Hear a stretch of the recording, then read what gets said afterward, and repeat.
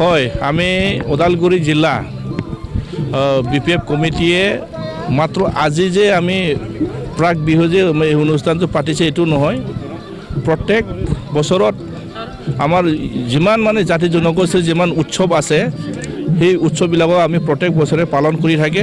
ঠিক তেনেকুৱা ধৰণৰ এইবাৰো আমি ওদালগুৰি জিলা বিপিএফ হিচাপে ওদালগুৰি জিলা কাৰ্যালয়ত আমি প্ৰাক বিহু অনুষ্ঠানটো আজি উদযাপন কৰিছে। আৰু ইয়াৰ যোগেদি মই ক'ব বিচাৰিছোঁ যে আহি থকা এই ভোগালী বিহু, সেই ভোগালী বিহুৰ দিনত আমাৰ BTC অঞ্চলৰ যিমান জাতি জনগোষ্ঠী আছে ভালকৈ উদযাপন কৰিব পাৰক, সকলোৰে জীৱନରେ যাতে এটা শান্তিৰে জীয়াই থকাৰ এটা মৰ্যাদা মানে ভগৱানে আমাক সকলোকে মানে আশীৰ্বাদ দিয়ক। চাওক, আমাৰ BPF দলৰ লগত বিভিন্ন মানে দল সংগঠনৰ মানে নেতৃবৰ্গসকলে আমাৰ লগত যোগদান হ'বৰ কাৰণে বহুত মানে যোগাযোগ আছে। আজি যিটো আমাৰ ভাল দিনত এটা আমি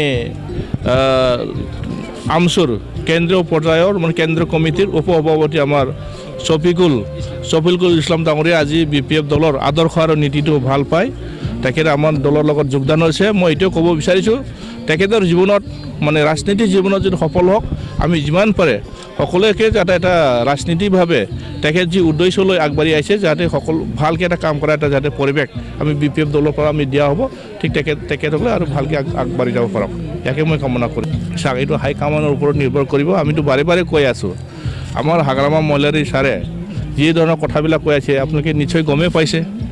আমি BPF দল হিচাপে টোটেল 15টা সমষ্টি আছে, 15টা সমষ্টিৰ বিষয়ত অলৰেডি আলোচনা কৰি আছে।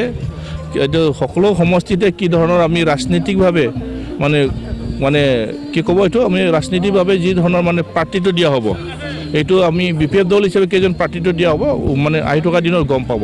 এতিয়া আমি বৰ্তমান আমাৰ BTCত আমাৰে চৰকাৰ সকলোৱে জানে, ইয়াৰ কাৰণে আহি থকা দিনৰ ৰিজাল্টো ভাল হ'ব আমাৰ।